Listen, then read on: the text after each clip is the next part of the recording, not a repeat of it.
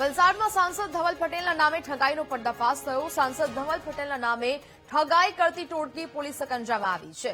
પોલીસે અમદાવાદના ઈસનપુરથી આરોપી પ્રતીકની ધરપકડ કરી છે।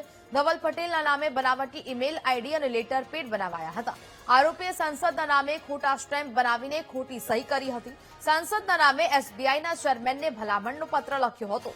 આરોપી પાસેથી અન્ય સાંસદો અને રાજકીય અગ્રણીના પણ લેટર પેડ મળી આવ્યા હોવાનો ખુલાસો થવા પામ્યો છે।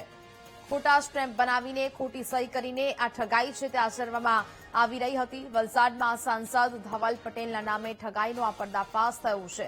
સંસદના નામે એસબીઆઈના ચેરમેનને ભલામણ કરતો પત્ર પણ લખવામાં આવ્યો હતો।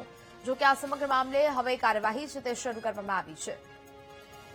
સંવાદદાતા માનવ ફોનલાઈન પર જોડાયા છે। માનવ, વલસાડમાં સાંસદ ધવલ પટેલના નામે ઠગાઈનો પર્દાફાશ થયો છે, શું કાર્યવાહી થઈ રહી છે હાલ?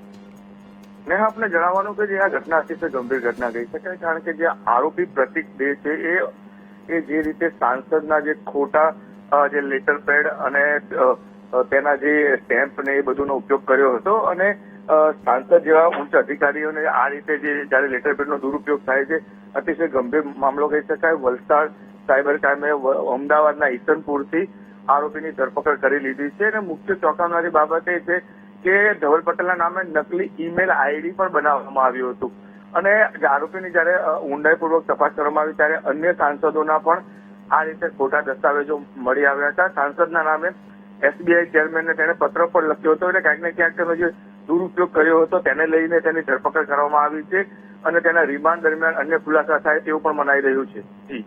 બિલકુલ માનવ, જાણકારી બદલ આપનો આભાર।